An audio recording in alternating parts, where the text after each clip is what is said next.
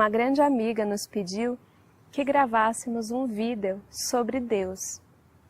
Levamos várias e várias semanas pensando sobre o que dizer, como abordar esse tema, e essa é uma tentativa de atender a essa solicitação tão querida.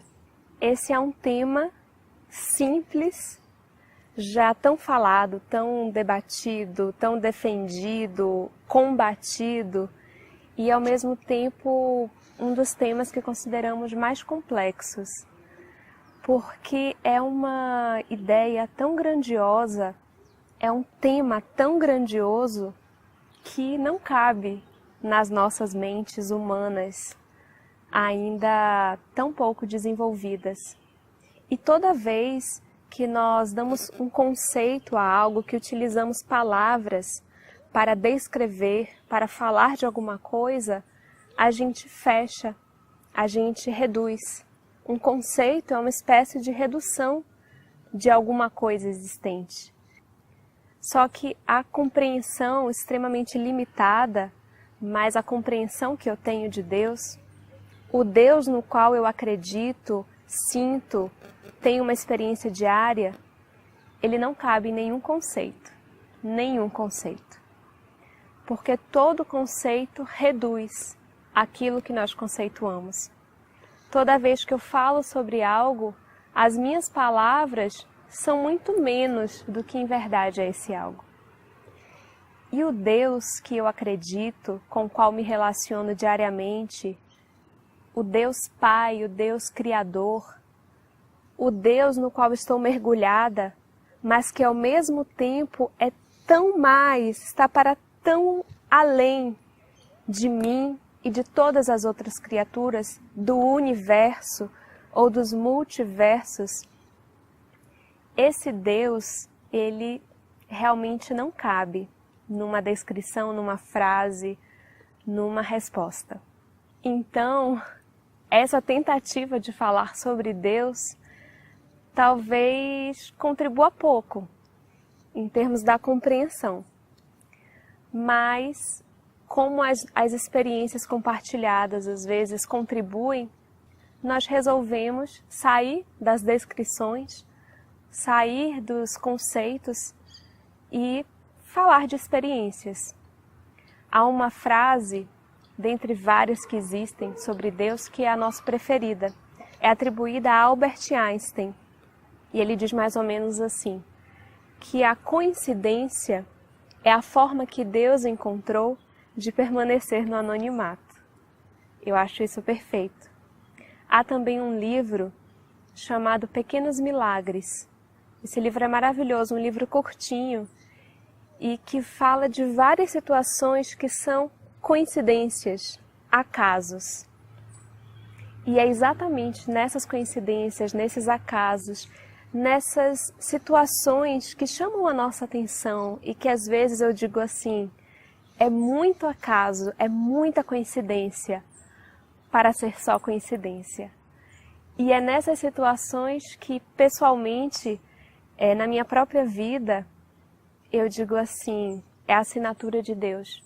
São os seus pequenos sinais, os pequenos vestígios que Ele deixa para que nós tenhamos sempre a certeza de que somos filhos muito queridos de um Deus que é todo amor, que é justiça também, mas é bondade, é misericórdia o tempo inteiro, e que não cabe nas nossas compreensões e nos nossos sentimentos ainda limitados.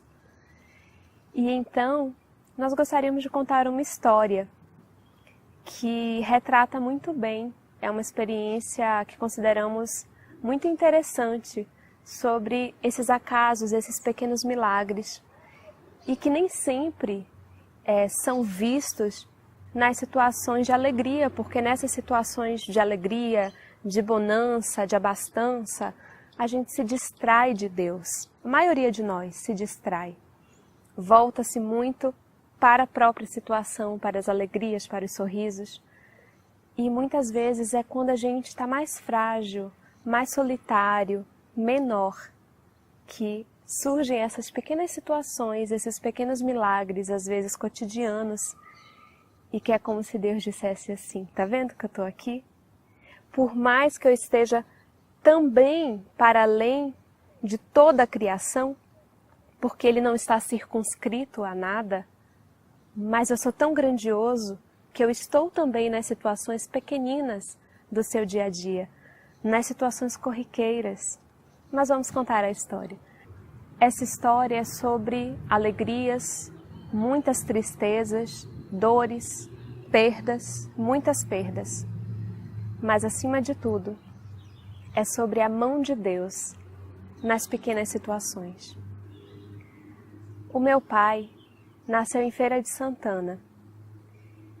Ele teve muitos irmãos e irmãs, e quando era ainda muito pequeno, muito criança, a sua mãe teve câncer.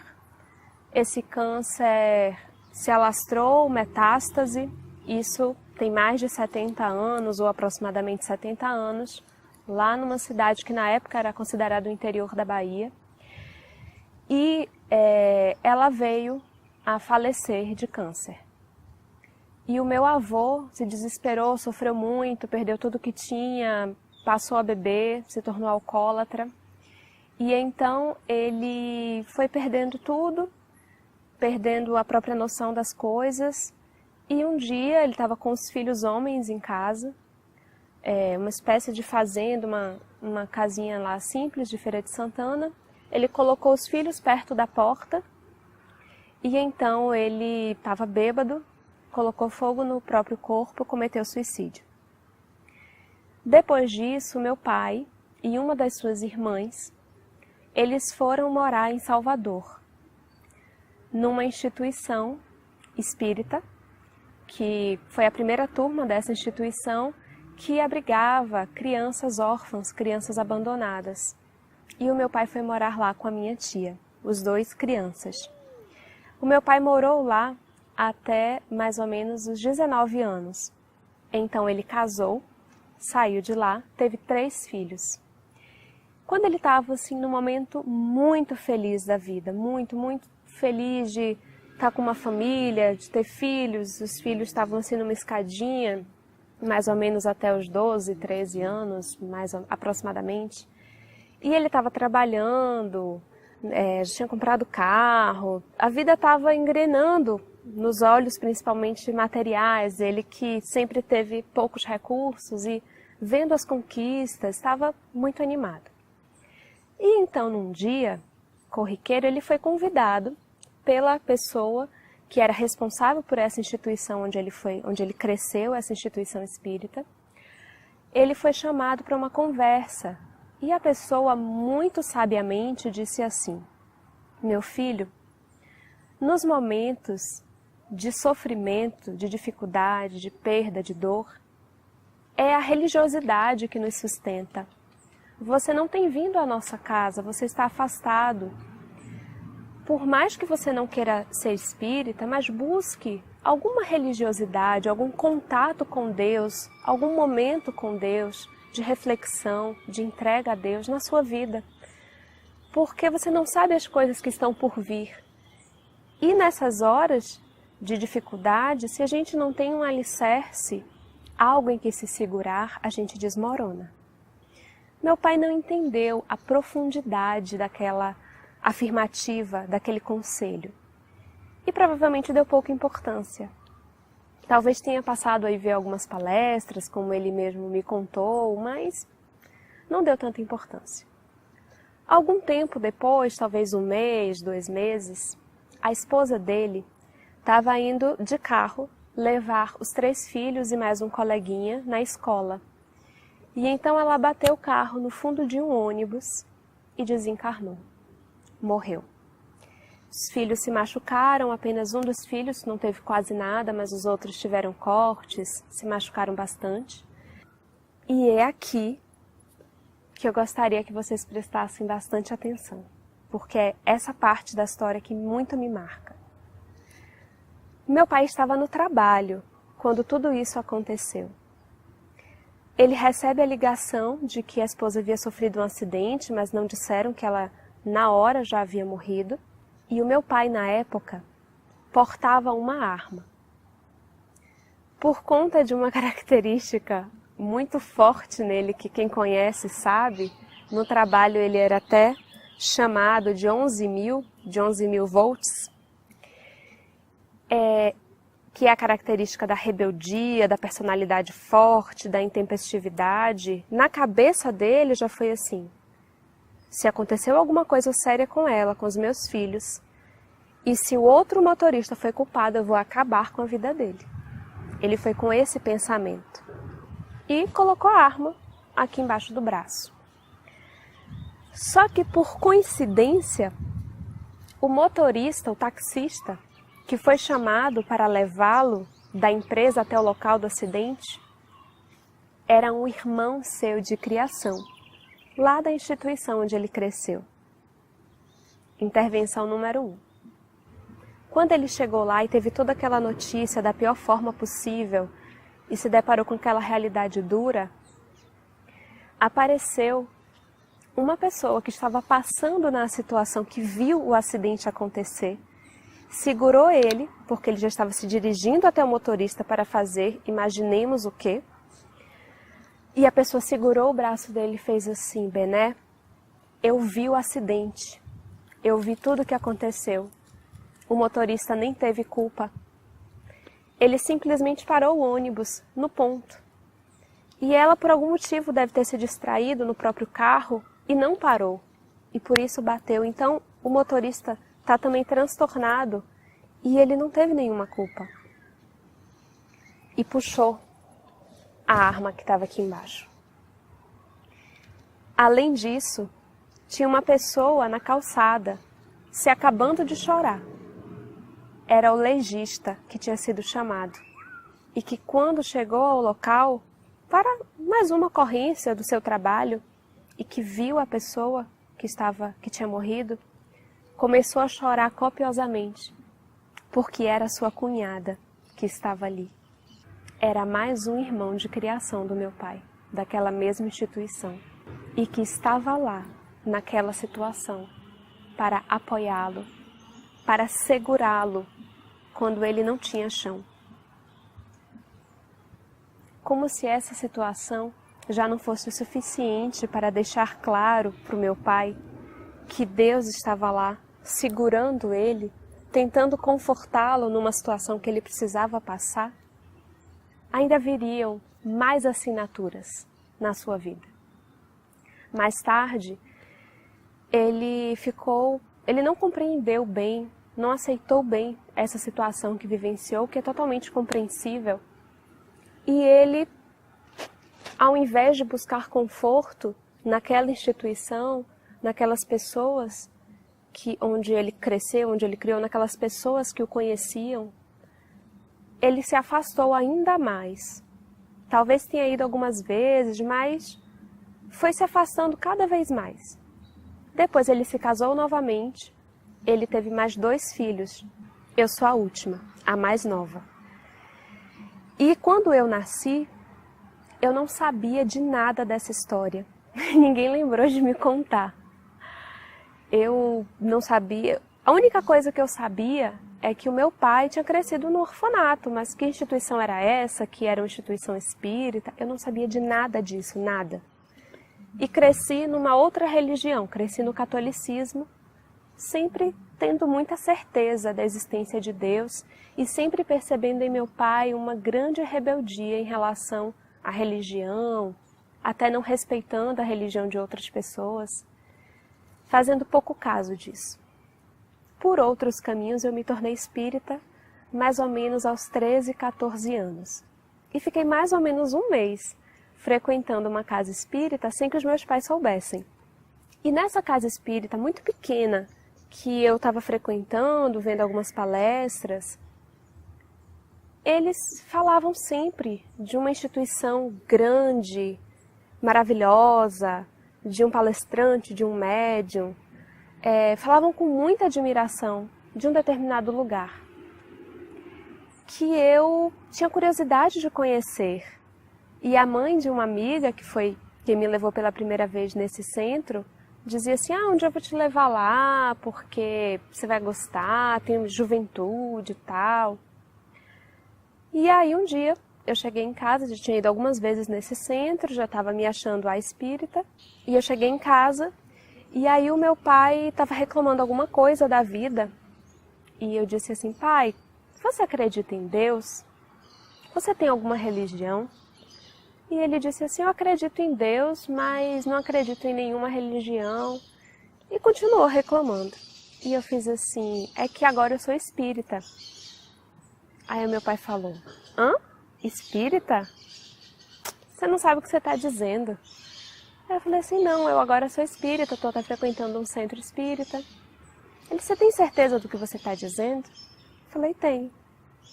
Aí ele falou: então senta aqui que eu vou te contar uma história. E aí ele me contou toda essa história que eu acabei de contar para vocês. E depois disso, eu pedi a ele que me levasse nessa instituição. Ele me levou na semana seguinte, numa quinta-feira, e foi obrigado a voltar a frequentar, pelo menos as palestras, as atividades que eu ia. Ele tinha que me levar. Ele fica num bairro que ainda hoje é considerado um bairro meio perigoso, e na época eu tinha 13 anos, então ele não queria que eu pegasse ônibus sozinha. Então ele passou aí comigo, primeiro às quintas, depois às terças e quintas, depois passou a me levar no domingo para a juventude, no sábado para a ação comunitária, e precisou se reaproximar dele mesmo, do seu passado, da sua história. Passou a contar muitas vezes essa história sempre que nós conversamos, e eu sou testemunha do quanto essas assinaturas de Deus na sua vida, do quanto essas coincidências, esses pequenos milagres, esses sinais de Deus são, hoje ainda, importantes para Ele, e foram, quando tudo isso aconteceu, extremamente importantes para a sua reaproximação de Deus, para o seu contato com Deus. Porque esse contato é uma experiência pessoal. O mais que nós possamos falar do nosso contato, mais você precisa ter o seu contato. Buscar essas experiências, esses sinais na sua própria trajetória, porque eles estão presentes na sua trajetória. Eles estão na trajetória de todas as criaturas. Quando eu estou passando por uma situação muito difícil, por momentos de tormenta que todos nós passamos, eu busco silenciar fora o máximo possível e busco encontrar Deus no que Alta de Souza chama de nosso templo interno, muitas vezes abandonado. E eu te digo, se nós fizermos silêncio suficiente, nós somos capazes de escutá-lo, de senti-lo. Mas precisamos treinar esse silêncio, treinar esse contato com Deus diariamente. Porque se o buscarmos apenas quando a tormenta já aconteceu, quando o tsunami já veio, nós mesmos não conseguiremos silenciar. E por mais que ele se faça presente, que deixe os seus sinais, nós não perceberemos, não escutaremos, não sentiremos. Então, se hoje está tudo tranquilo na sua vida, nos seus dias, se é um momento de calmaria, busca a Deus, entregue-se a Ele, faça e treine o silêncio, o contato. Esqueça um pouco o celular, esqueça um pouco as teorias, esqueça um pouco esse campo daqui. Tenta alinhá-lo com esse outro campo. Tenta conectar-se com o alto, com a espiritualidade superior. Você pode chamar isso do que você quiser, inclusive de acaso. Mas se você buscar se conectar com algo superior, com algo que é interno e que ao mesmo tempo está fora, para além, se você tentar sintonizar os seus sentimentos com esse fluido no qual estamos mergulhados, de amor, de paz, eu te garanto, eu te garanto que você vai sentir algo diferente.